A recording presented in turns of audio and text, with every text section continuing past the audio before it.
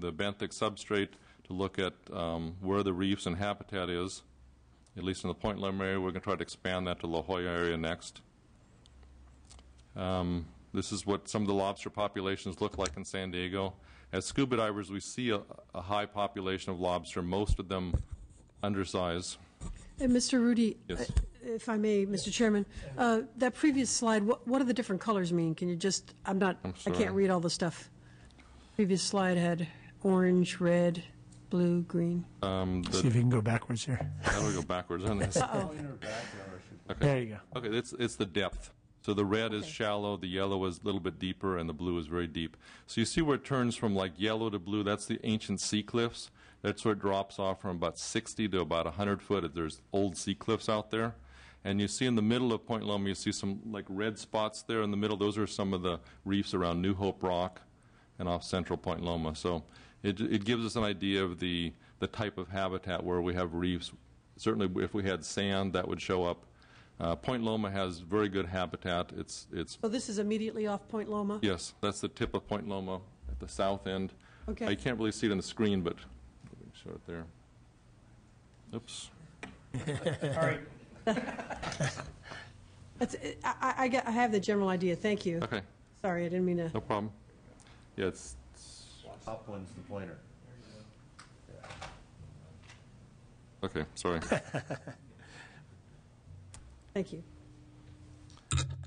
So in the pilot stage, we tagged 3,639 lobsters and 3 MPAs in September of 2011, and the majority of those were undersized lobsters, and we asked everybody involved not to touch the undersized lobsters. If you see an undersized lobster, don't touch it. Don't use it as an excuse for, having it in your possession. Just let them go. So that's one of the reasons we have the low recapture rate of only 1.2%, is we didn't expect to get a lot because they're mostly undersized. When we start our work this summer, we're going to be having the fishermen going out, tagging, and recapturing all sizes. We're going to have the technicians and the biologists on the boat with the fishermen, so they'll be looking for recapture of all sizes. We expect to get a lot higher recapture in the work this summer because we're going to be looking at the small animals. Again, the original one was, let's put some out there and see how many we get just from the fishermen, both commercial and sport fishermen. So anyway, we'll be looking at the location, the carapace length, the tail width, the sex, reproductive state, shell characteristics, all these different things to try to help learn about the fishery. And by the way, the lobster fishery is up for a fishery management plan, so we also hope that this data will help contribute to that knowledge base. So again, these you can see the tags here on the lobster, little kind of grayish tag on the lobster. So the tag is put. Lobsters go through a molt. They change their shells once or twice a year, and we're tagging them in a place where it's a soft part between their head and their tail, where the tag will stay there for several molts. We expect this tags to be in place for 2 to 5 years, so we can continue to monitor these lobsters as they grow and move. So what are the growth rates of both legal and sublegal populations? What are the patterns of habitat use and movement? This is some preliminary data we have, very preliminary data, and I got permission to use it, but just remember, it's very preliminary. So this is in Laguna Beach. You can see the red spots are where they were captured, and then the lines going out to where they're recaptured. And the 3 going off the map are obviously wrong latitude, longitude. Probably somebody got the numbers wrong unless they ended up in a restaurant or something. This is off South Point Loma. This is a smaller marine protected area, and this one you can see that there has been some spillover. This is off Point Cabrilla, and you can see some of the lobsters have moved from inside the marine reserve outside the marine reserve. The one in Laguna Beach, all the lobsters stayed inside the marine reserve. Again, very preliminary information. Don't draw any conclusions. Just some data to show you. This is the South La Jolla one, and those have also stayed inside the marine reserve so far. Again, we're looking also at the changes in fishing efforts. So there were predictions on what would happen to the fishing effort, what would happen to the fishermen, and we want to follow up and see how it affects the fishing community. Outreach, we're trying to get the word out of what's going on. We're trying to get both recreational hoop netters and recreational divers, if they find a lobster legal size with the tag, to turn in the information to us. If they see a sub-legal size, they're supposed to let it go. This is a Fish and Game employee with those undersized lobsters, and he was just for the camera. Anyway, so we've got volunteers. We're reaching out to the community to try to get both the commercial fishermen, the sport fishermen, hoop netters, and scuba divers to return these tags. So we think this will inform the management. The results of this project can help identify NPA benefits to the fishery, such as spillover, and NPA impacts on the fishery. So we want to look and see what the positive effects on the fishery and the negative effects on the fishery. And the collaboration increases the knowledge base, the project efficiency, the information sharing, the ability across sectors.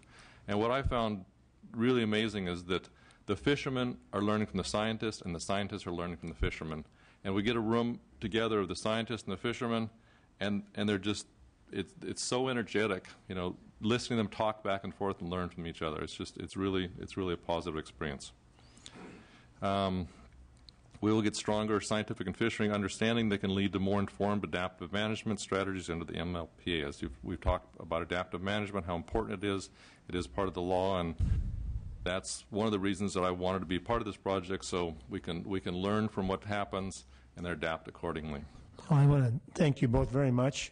Earlier I mentioned the importance of including the tribal governments, but I think what you both are doing relative to bringing the other user groups, the commercial and sports fishermen, into the process is also, of course, very, very important. And part of it is also over time to have buy-in and acceptance and self-enforcement and policing, and because it's credible and it's based more on science. And I think a lot of the lack of confidence in the process, the development process in MLPA, was our lack of data.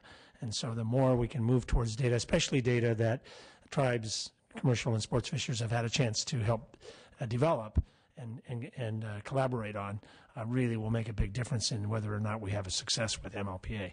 So that's my comments. Any other questions or comments? Nope. Thank you very much. One last slide, if there's time, just about the fishery itself. It's one of the top fisheries in California. It was predicted to have one of the highest negative impacts by the MPAs, and it's currently starting a fishery management plan managed by the Department of Fish and Game. It currently has size limits and limited entry and closed season, and the California population is part of the California Baja population, about 15%. Okay. I appreciate your presentation. Thank you both very much.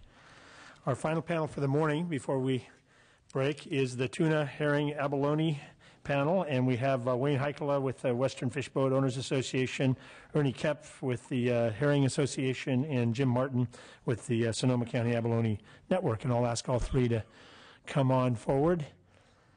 Welcome.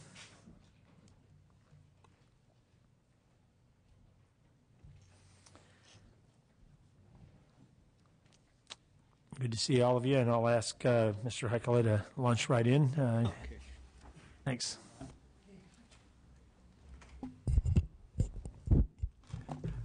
Mr. Chairman, members of the committee, I get my glasses on so I can see.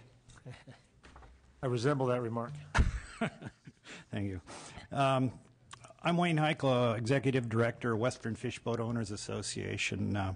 We represent about 400 individual albacore tuna trawlers on the West Coast, and includes 100 supporting businesses, Washington, Oregon, California. We have a little bit of membership in British Columbia, also Hawaii and New Zealand. I'll just go down and hit the high points. There's a lot to talk about, but I'll try to educate a little bit here. We're not asking for anything. We're just trying to educate. The U.S. troll and pole albacore fishery generally occurs offshore California, Oregon, Washington, British Columbia between July and October. The average fishery lands 20 to 30 million pounds of albacore into West Coast ports from San Diego to Vancouver, BC, with an ex-vessel value, if you go by last year's prices, which were up $60 to $80 million. Unfortunately, only about 5% of that fish has been landed in California recently because of ocean conditions and other factors. Most of it's been occurring in the Northwest, but California has always been a major player in the albacore fishery in the past, and at some point it will be again. Our fishery is on the green list at the Monterey Bay Aquarium, and recently our association obtained Marine Stewardship Council certification as a sustainable and well-managed fishery.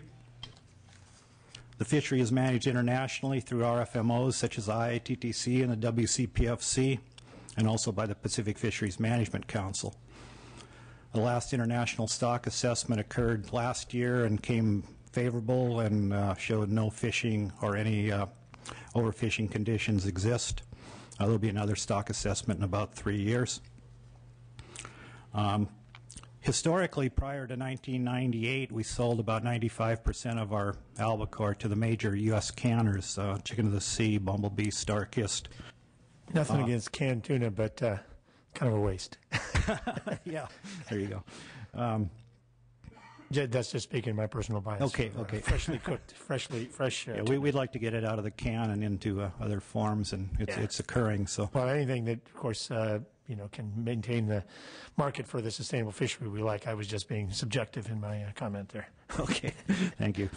If you go back about 12 years ago to 1998, after we were selling that much to the U.S. canners, there was a major shift in the market. There was a worldwide glut of albacore that year, and a lot of our fleet was tied up for about 2 months out of the heart of the season with boatloads of frozen albacore on board. The price collapsed. And after that, a lot of the coastal processors started looking at other markets to get the fish moving into. And from about 1999 through 2007,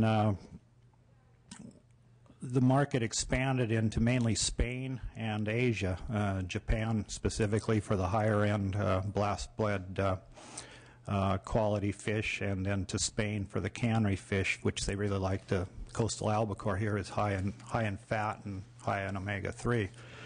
But we wanted to break that cycle, and about 3 years ago we thought we should launch a public education campaign that would promote local wild Pacific albacore into the U.S. domestic market. The Canadians have done a bang-up job with their fishery on it, so we were a little bit behind. It was easy to throw it in a container and send it overseas and out of sight, out of mind, but we started putting money into public education and working with retailers, consumers, chefs, consumer groups such as Slow Foods, Chefs Collaborative, and just promoting the attributes of the fish. We also spotlighted fishermen and families involved and worked closely with retailers such as Whole Foods, New Seasons Markets, and some of the others, mainly in the Northwest, but hopefully we can move more into California here in the coming years. Our efforts have paid off as seafood consumption domestically has gone from about 10% of the total catch to about 25% in the last 3 years, and it's increasing. And we have got it out of the can. More is going to value-added, loin steaks, sashimi, sushi, things like that. So, but there is a considerable market for custom canned fish too. There's a number of small custom boutique canneries up and down the coast now, especially in the Northwest, that do a really bang-up job canning raw packing albacore. So all in all, we're positive on the fishery. Also, over the past 10 years, many fisheries in the U.S. have dramatically changed in the way they are managed and conducted. Both federal and international RFMOs have much more influence on local fisheries and ports. The fleet and its fishermen are still aging and the boats are getting older, but hopefully that'll turn around with some positive developments in fisheries like ours. The greatest problem the North American albacore troll fleet is facing over the short term is internationalization of the tuna business, being able to compete with a fishery dominated by countries that have lower labor costs, lower environmental restrictions, and strong government support to maintain national shares. U.S. vessels overall are much smaller than the fleets of major fishing nations, and at times the government adds regulatory and administrative costs that are disproportionately greater for U.S. fishermen, thus making the U.S. increasingly non-competitive in an international market.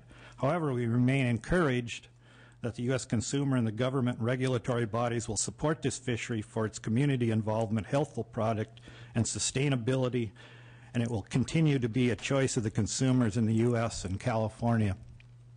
Thank you. Thank you very much. I appreciate that report.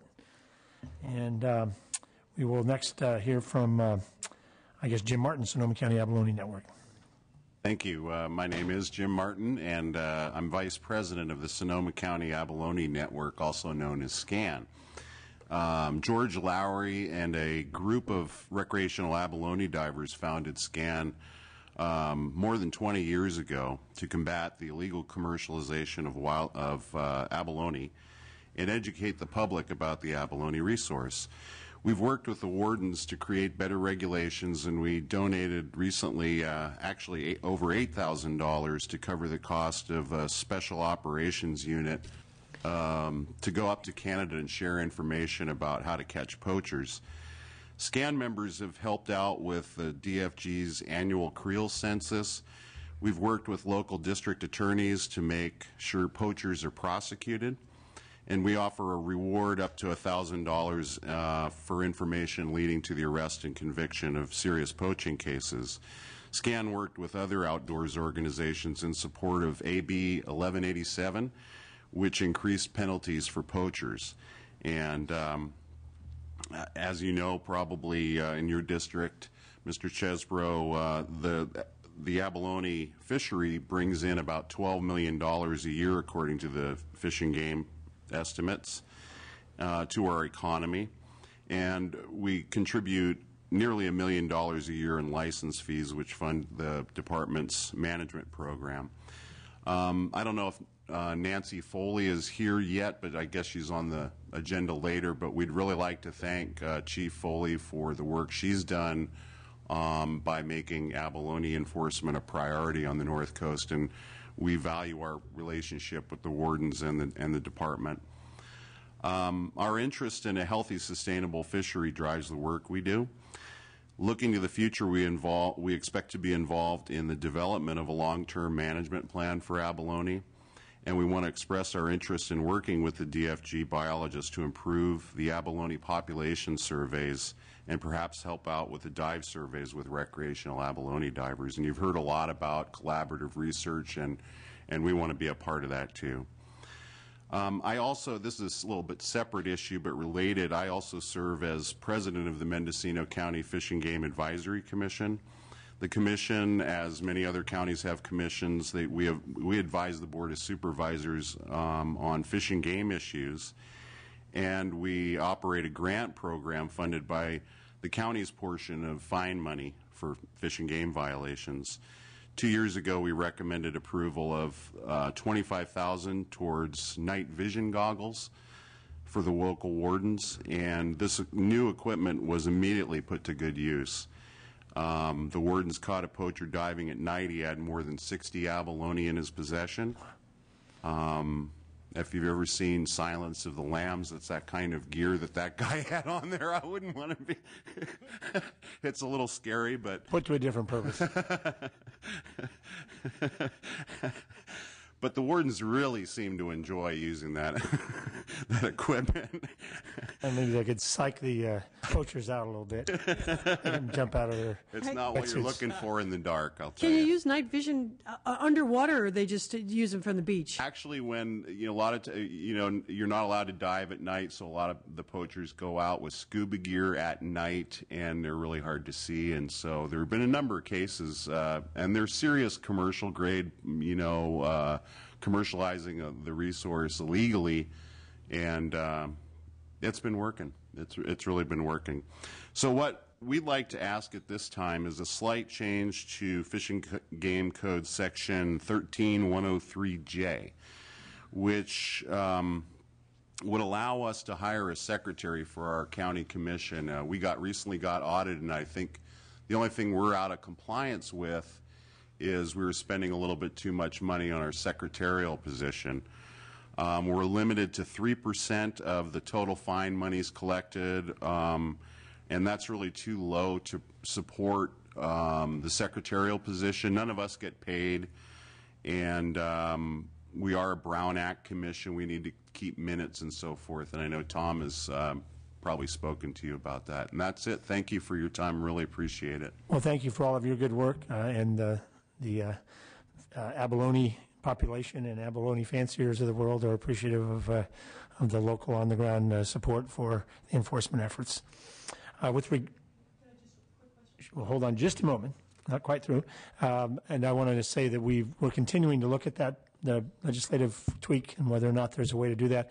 With the bill limitations we have, I've been unable to justify with all the other competing proposals making it a separate bill, but I think we will look around and see if there's any other bills to make changes, relatively non-controversial changes to the Fish and Game Code that we might be able to get an author to carry this, and so we'll continue to work with you on that. Yeah, our county terminated our contract with our secretary. We don't have one right now. Sorry about that. Senator Kehoe. Thank you, Mr. Chairman. I just want to know what you said you need a little bit more. What's the little bit? Tell, as a matter of scale. We would like to boost it up to 10%, which is still pretty small when you talk about overhead on grants. I mean, the work we do, we don't get paid. We oversee these local nonprofits that get about $5,000 apiece. A lot of these are very young nonprofits, and we provide fiscal oversight. We give them advice on how to use this grant as matching grants to maybe go after other funds. And it really comes down to the fact that, the secretarial services are beyond the scope of a volunteer position. We can, I did it once, and it was a lot of work. Thank you. We'll continue to look for a way to solve that problem. So thanks for bringing it to our attention. And finally, we have Ernie Kepf, the California Herring Association. Welcome. Thank you, Assemblyman Chesbro. The herring fishery that I participate in is in San Francisco. It's a very old fishery. First landings were in 1885, and it continued to serve the consumption of fresh herring in the San Francisco Bay Area up until about World War II. The fishery as it currently stands today is the Sacro fishery, and that began in 1973. Since 1973, the Department of Fish and Game has had an annual population assessment, and the herring fishermen are allowed it varies, but it has averaged out to about 5% take of the biomass. For this reason, and for other reasons, it's proven to be a sustainable fishery that has its declines have been subject to climatological El Niños and droughts and things of that sort.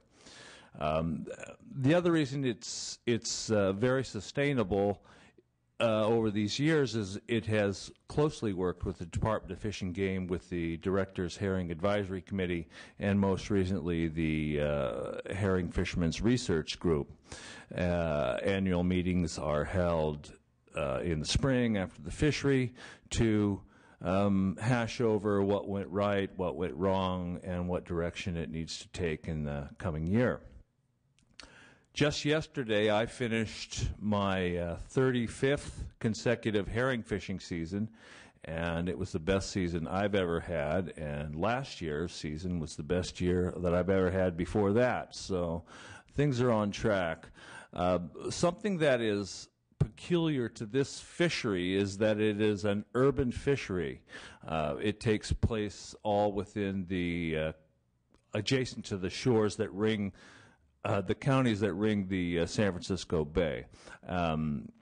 So it is subject to some nuances and problems that aren't experienced in the open ocean fisheries.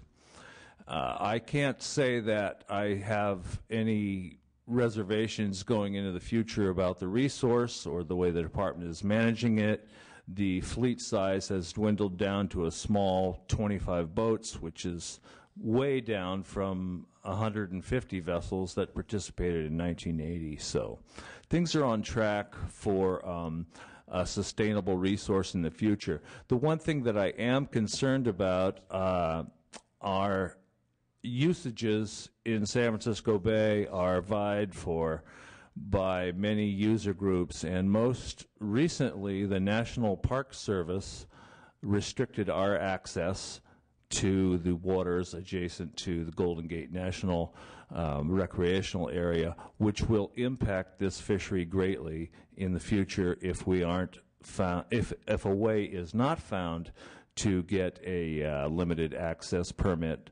And I would ask the people in this room that could influence favorably in favor of the fishery with National Park Service to allow us to sit down at a table and talk with them about how we may be able to coexist in the future. Thank you. Thank you very much for that report, and thanks for bringing that issue forward.